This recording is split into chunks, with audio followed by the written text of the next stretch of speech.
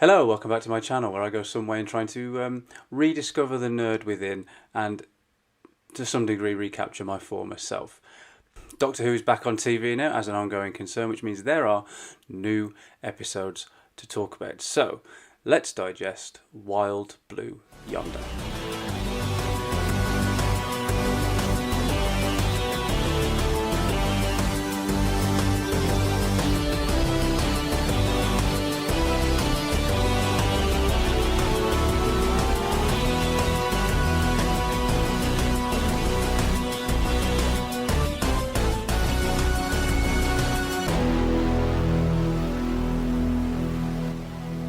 A little bit later than last week's, I think mainly because, I don't know, I think I probably needed one extra day of digestion. I thought Wild Blue Yonder was, it certainly wasn't what I was expecting, but at the same time was exactly what I was expecting.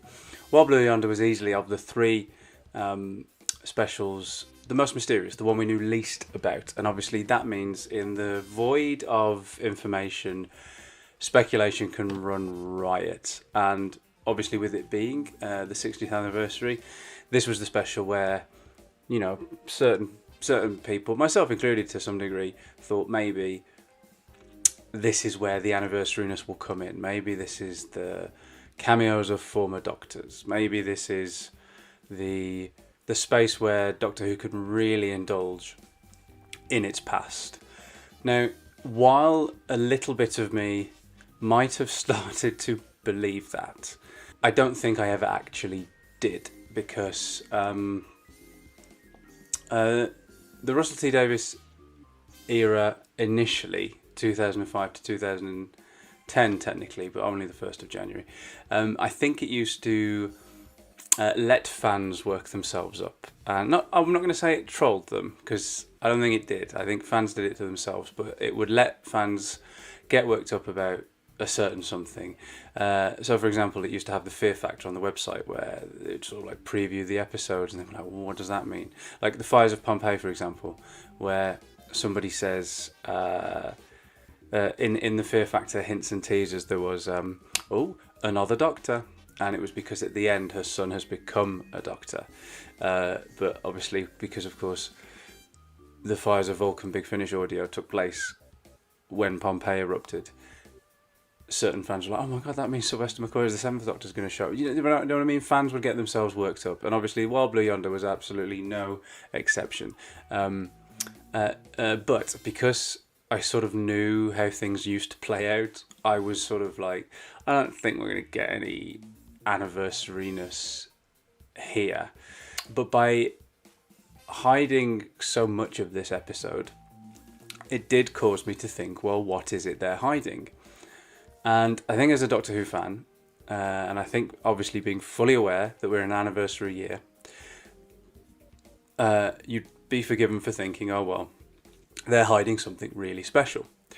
And I actually think they were, but it wasn't in the way that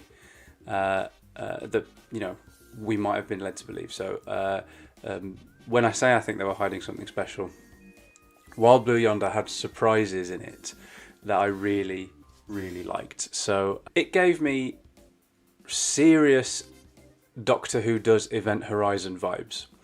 And I think my personal favourite of Russell T Davies' Doctor Who episodes is Midnight. I think it's a superb Doctor Who episode.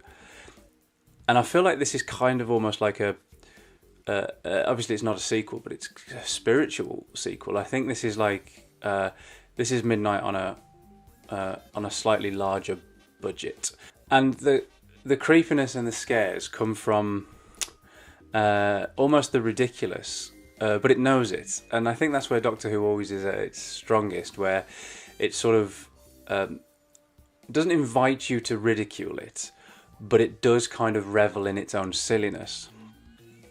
Which is why it's such a joyous programme. My arms are too long is like a really creepy thing for them to say. It's really incongruous, so it makes you sort of like, oh, what? But actually seeing it and the way they realised it is like, it got a quite a visceral reaction from me, not in a kind of scared kind of way, but in an applauding the chutzpah kind of way. I was like, this is like well done for like committing to this. And then the chase down the corridor where they get too big for it, like that's like no Doctor Who I've really seen before, and that's what I really enjoyed. Now, one of the reasons I enjoyed the Star Beast so much, and more than I thought I was going to, is because check out last week's video, Digesting the Star Beast, if you want. I thought that we were just going to be getting a rehash of Series 4, given that it was Russell T Davies, David Tennant, Catherine Tate all back together. And the Star Beast kind of like did feel, to me at least, like a new beginning. And Wild Blue Yonder feels fresher still. So I do feel like I'm watching a new era of Doctor Who rather than a retread of Series 4.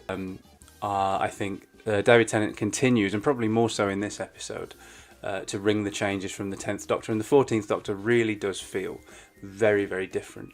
And that's what I wanted. I didn't want this to be just David Tennant. And I actually said I did a video where I was worried about the 6th anniversary special and trying to work out why. And I think I said I would put money on the fact that David Tennant is just playing him as the 10th Doctor in a new outfit.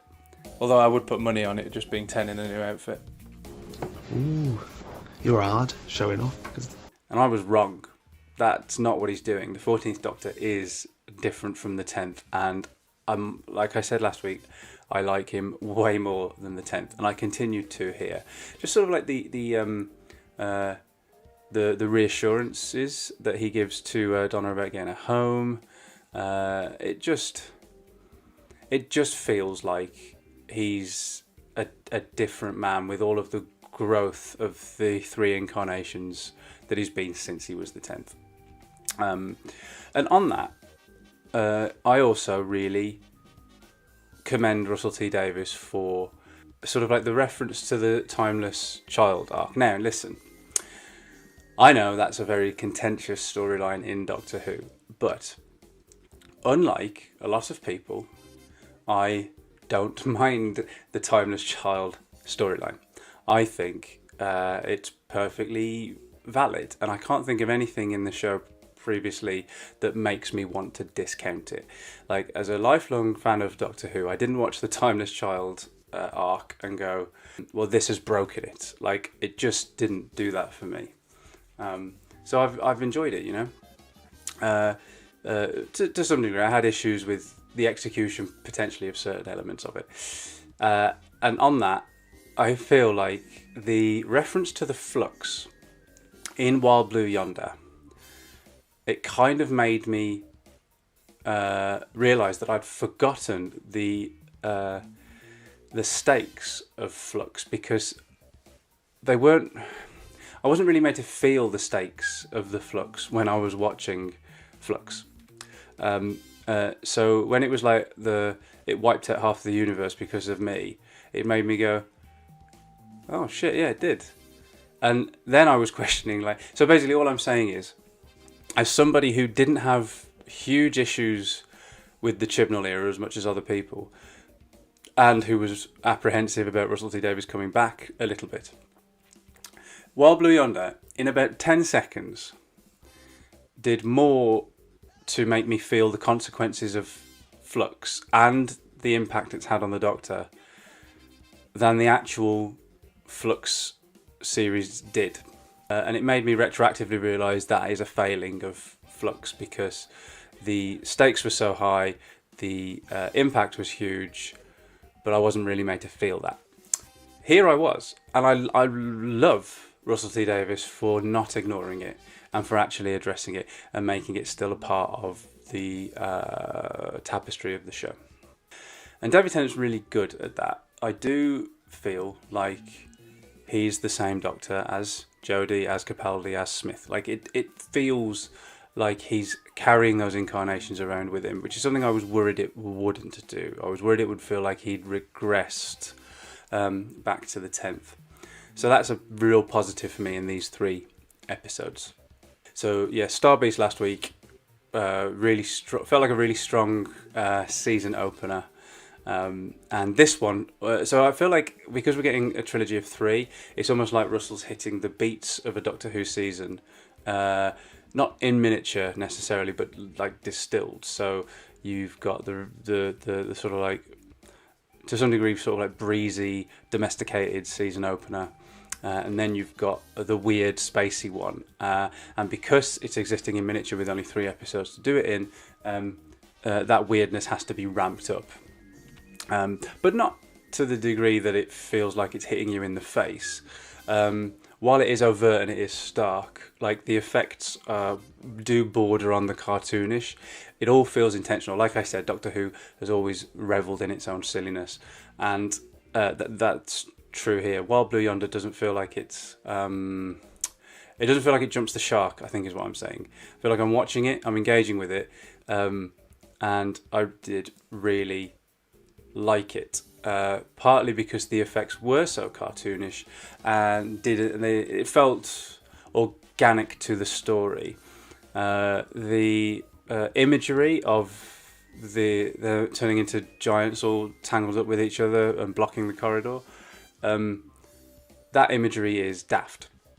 But there's something to be said in the sort of creepiness and the uncanny of the surreal. So, and Donna sort of like verbalizes it with, "Oh my God, that's my hand." It's massive. She's like, "That's my hand." It feels cartoonish, and therefore it does feel like brand new. I'm not seen Doctor Who do this before. And like I said, I did get Event Horizon vibes from it, but obviously Doctor Who can't do Event Horizon verbatim. So it does feel like Event Horizon, but through a Doctor Who lens. And I think I'm just the right age for Event Horizon. So like recently, I say recently, it was probably about 18 months ago now, but the Prince Charles Cinema in London showed Event Horizon on the at the cinema. And my own relationship with Event Horizon is that I think I was too young to see it at the cinema when it came out. But was very much a kind of like saw it on VHS at about the age of 13. And while I have seen it since, and while I have, it is a film that was hacked to bits by the studio, and it is a film with very sort of like a dated feel to it. I was 13 when I first saw it. It scared the hell out of me, and I still get that feeling of being that scared 13-year-old when I watch Event Horizon. It sort of like has that impact on me. So for some reason, Event Horizon, while not an amazing film, is probably one of the most formative of my life. And watching Wild Blue Yonder, it did make me not feel like that 13-year-old again, but because I got Event Horizon vibes from it, but through a Doctor Who lens, I thought this is a great idea. Because Event Horizon has the potential to creep out massively the right viewer, to tap into that realm in Doctor Who it's just a great idea. It found a new way of being unsettling, but it didn't lose its sort of like quirky charm, its family aesthetic. Got the cute little robot. It was also cartoonish, so it had a kind of like welcoming vibe for the younger viewer, and it did really feel like the stakes were quite high. It felt like Doctor Who in new ground, and because it didn't feel like a Doctor Who episode that's ever come before, I watched it and I thought, I am really enjoying this. When it finished, I realised that then we're 2/3 of the way through this trilogy, and I'm not getting massive anniversary celebration vibes. And I think I have to reframe how I'm thinking about these, because it's not a case of this being... I don't think they're 3 60th anniversary specials. And I might be proved wrong by the Giggle, because that could go full-on Doctor Who anniversary mode next week. But the Starbeast and the Wild Blue Yonder so far don't feel like 60th anniversary specials. They feel like Doctor Who specials that coincide with the 60th anniversary. And I think that's a very different thing. And I think if I think of them like that, I'm far more inclined to say they are a success as specials, because at the moment it feels like we've had 2 very strong episodes of Doctor Who. Now, is that better than nothing? Absolutely. Of course it's better than nothing. 2 really strong episodes of Doctor Who that I've enjoyed watching for the 55 to 60 minutes that I was watching them. Yes, I'm not going to sneeze at that. But because I think I was expecting a 60th anniversary epic to some degree, I'm still feeling that slight sense of being underwhelmed. And I don't think that's entirely down to the fan in me speculating in the void of information, because they've been marketed as the 60th anniversary specials, and the language of that does make you think, oh, these are going to be something absolute, like super special.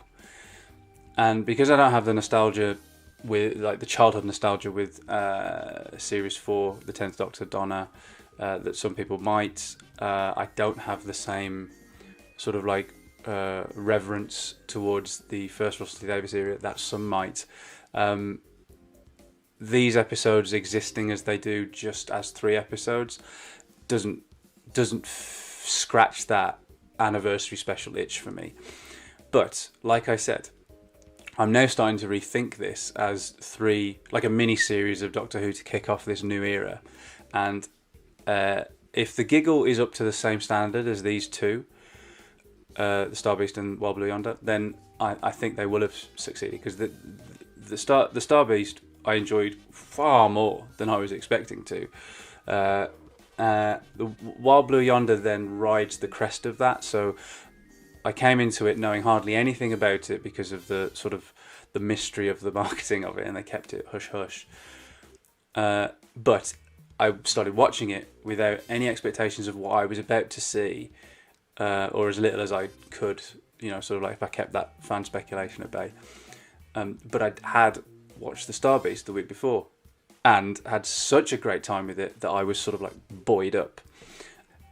Wild Blue Yonder didn't then disappoint me with that. I didn't sort of like go in thinking, oh, the Star Beast was really good and I wasn't expecting that. Oh, I can't wait for this, and then be let down.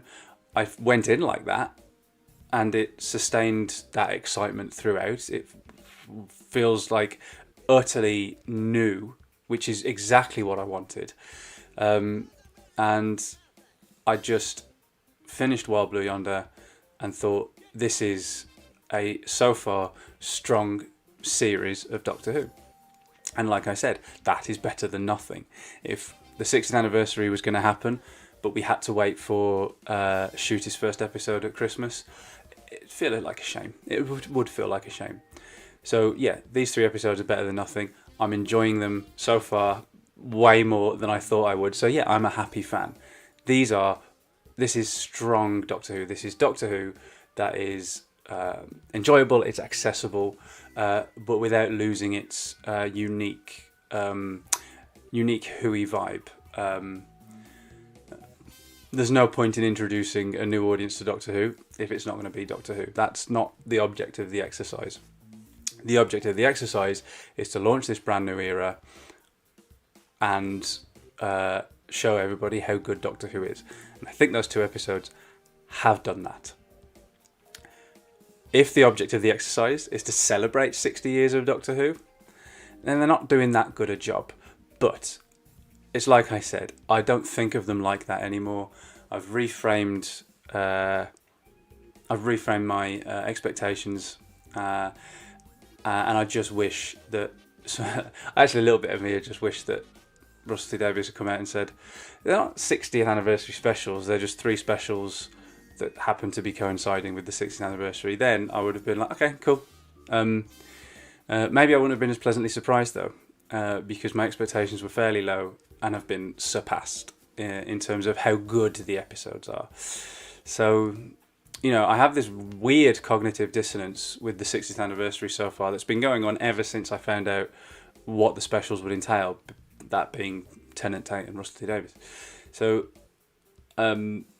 it's a really interesting time to be a Doctor Who fan, I think, in general. but I'm finding it a massively interesting time to be a Doctor Who fan as me. This is the most I think I've been challenged by the show, and therefore I have such wide. Listen to what I'm saying in this video. You probably can't make head nor tail of it, because I love the Star Beast and Wild Blue Yonder at the same time as finding them like not really doing the anniversary year much justice.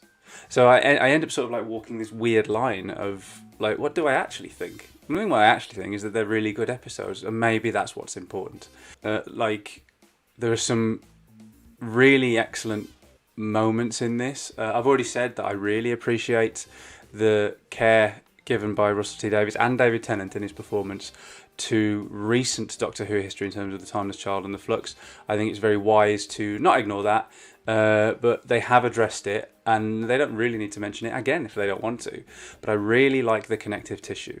I'm glad that they did that, and I think David Tennant performed the ramifications of the Flux, and Russell T Davies wrote the ramifications of the Flux far better in those little 10 seconds than Chibnall did in the entirety of the Flux series, which is not I'm not wanting to dunk on Chibnall here. I think Chris Chibnall is well, first of all, he seems like an incredibly lovely man, and he did stuff to the show that was a real shake-up, and I think the ambition there has to be commended. And you know what, I liked his era more than most seem to. I've had ups and downs with every single era of Doctor Who. Chibnall's was no exception, so I don't think it needs to stand apart as this sort of pariah. I think it's a part of Doctor Who, shouldn't be ignored. Russell Davies didn't ignore it, glad he didn't. Tennant and Tate, in their new versions of their characters, because while I keep saying the 14th Doctor is very different from the 10th, I agree with that, I still do. This older Donna is different as well, and Tennant and Tate perform their respective characters and the differences between them and the growth that they've had since, like, superbly. The script does that justice as well, but also their chemistry together, being firm friends, really shines through. Their little play at being Lady Penelope and Parker in Thunderbirds, the little chats about Mrs. Bean, and all of that. I think that really, really comes across as sort of like that infectious joy that Doctor Who should have.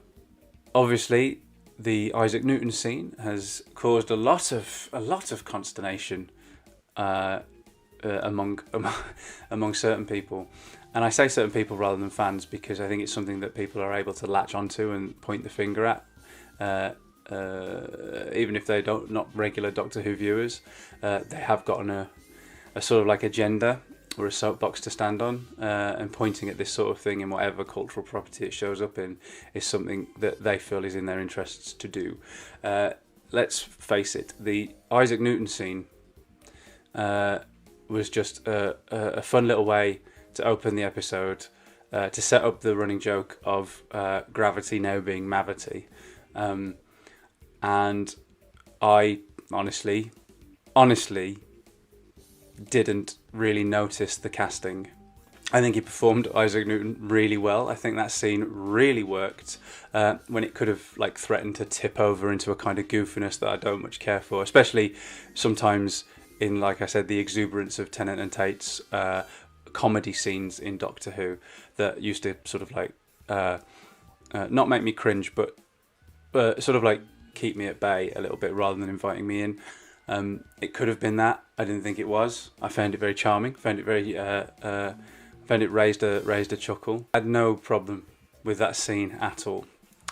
And I almost think that Russell T Davies may have done this on purpose, knowing what kind of discussion it would generate, and then pop it in the same episode as the cartoon Jaw opening, and knowing that then an argument about realism would rear its head, and people would focus more on the chap playing Isaac Newton than they would the overtly cartoony imagery. And like I said, I think both worked. So the Isaac Newton thing is a non-issue for me. I thought it was a great way to open the episode. I did like the Mavity thing as well. It was really subtly played by Tennant and Tate as well. And then of course we get to the sort of like the coda at the end. First of all, lovely little scene in the TARDIS, which I still love that TARDIS, by the way. I said last week that I think it might be my favourite TARDIS interior. I now know that it is. I think it's absolutely superb. You've got that lovely scene where Donna tries to press the Doctor on what's happened since she last saw him. That we don't need to dwell on that, and I don't even think we need the Doctor to then splurge it all out to either Donna next week or to Millie Gibson's character Ruby in the upcoming series. I don't think we need to hear about it, but I do like the acknowledgement that there is something there, and that it's not all just getting swept under the carpet. We can move on from it now because we've had that acknowledgement, and I think we'd have moved on without it. I would have felt a little bit like, oh, well, it's a shame. Wouldn't have been like a massive disappointment, just would have been a little one. But the fact that hasn't happened means it's a non-issue. I don't have to worry about any disappointment because I'm not disappointed. And then, of course, we get to see the great Bernard Cribbins as Wilf for one last time. And while it is heartbreakingly brief, especially knowing now that he's not going to show up again in the Giggle, that scene should be cherished because he hasn't lost a step. Bernard Cribbins had such an amazing face, and he was able to sort of like break your heart with it. It was like he used his face as a tool in a way that most actors don't. He has lovely little like expressions and inflections that always feel less like acting and more like a real person. And I don't know. I just thought